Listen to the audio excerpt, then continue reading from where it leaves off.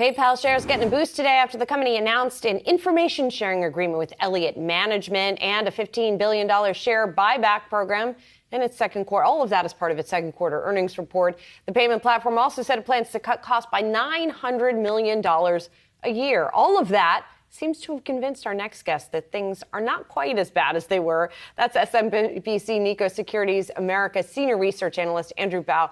Andrew, thank you for being here. You had been an underperformer on the stock, I believe, since November. Now you're going to a neutral. Has PayPal seen the worst of it here? Have they turned a corner? Yeah, I don't know if things have actually turned the corner from the market share dynamics anyway, but I think that a lot of the numbers have de-risked to an extent that we feel a lot more comfortable. Well, saying that it being short at these levels is probably a little too risky for our liking. I mean, particularly in a market where we believe that delivering on margin beats and delivering earnings is one of the key variables, which is what's going to make your stock go up. The company seems laser focused on those initiatives and tightening their belt. And while we are still reluctant to, upgrade this to a full out buy, we still see a lot of the value in Elliott coming in and stepping in and then having some more, focused leadership on delivering the things in this business that was what made them the leader for the last, call it 5-10 years, being core checkout and, focus on the digital wallet. Andrew, $900 million in cost cuts from PayPal, that's some serious money. Do you think that is going to cause a culture shock inside of PayPal to such an extent that might hurt the longer term outlook for the business? Yeah, I mean, that's one of the reasons that we're hesitant to kind of really go any more bullish than a neutral. I mean, I think that you can kind of expect PayPal in really the, a slightly negative scenario that they grow in line with e-commerce growth, because over the last couple of quarters, they actually have been outpacing e-commerce growth from a branded share of checkout perspective, growing 14% in July, which is well above the industry average of around 10 or so, depending on how you slice it. But we think that actually the culture shock is probably likely underway internally at PayPal. I mean, they're closing up certain offices. We hear that they've really cut hiring to about flat and repurposing a lot of people into from other unprofitable pieces of their business into other different segments in order to kind of get the most efficiency out of those engineers. So look, I think that it's really challenging for us to get bullish about the 5-year perspective. And we see that the days of PayPal growing in the 19-20% are likely behind us, but there is still a lot of optionality around, what they can create in this business from a value perspective, be it by selling off certain assets or, divesting the credit book that they have on balance sheet today, which if you remember, they did this in 2018, albeit it was a much bigger piece of their balance sheet, and the stock nearly doubled in the months prior. So those are catalysts that if we were a short, we wouldn't feel too comfortable stepping in front of. What's all that mean for Venmo? I'm sorry?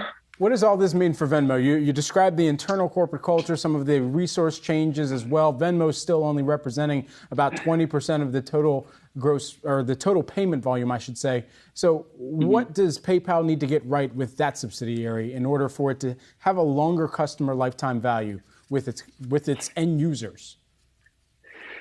Yeah, Venmo has actually been somewhat of a disappointment for a lot of investors over the years. They've really struggled to drive monetization, as you mentioned, and it's lagged pretty considerably when you consider the progress that Cash App has made, over that same time period, growing from $10 per monthly active user to upwards of $40, $45. And PayPal or Venmo has considerably lagged that. But there is a refocus on what Venmo can be. And quite frankly, it is, one of the 3 preeminent digital wallets and P2P options for a lot of consumers in the space. I think what they're going to be doing is focusing in on, the pay with Venmo opportunities, specifically the Venmo credit card, the Venmo debit card, and really pushing those because those are the things that can help you cross the paradigm from just an online commerce solution to somewhere that you use at the physical point of sale.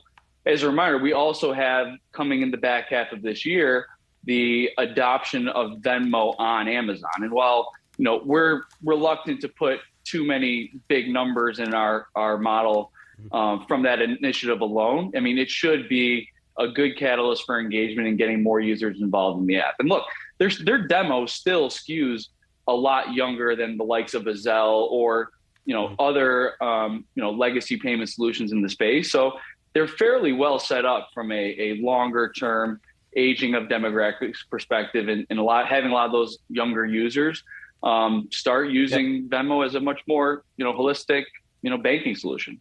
You mentioned Elliott, and they're not going away, Andrew. They signed an information sharing agreement with PayPal. Do you think a year from now, Dan Schulman is still leading this company as CEO?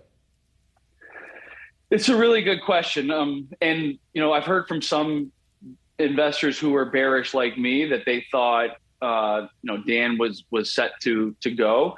I think given the overhaul of changes that are likely underway for now, I think that he's probably going to lead them through the next several quarters. I could see a switch in the longer term.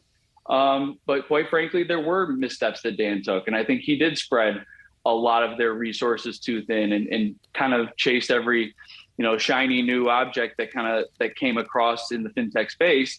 And a lot of them didn't, come to fruition. So it remains to be seen, but I think for the near term, I think Dan's probably safe. And Elliott will have a lot of influence in the strategic direction of this company. And I think in that sense, it's not immediately urgent that you need to make a CEO change in that regard. Andrew, thanks so much for the time breaking down PYPL. We're going to continue to track the shares as we go on throughout the rest of the day.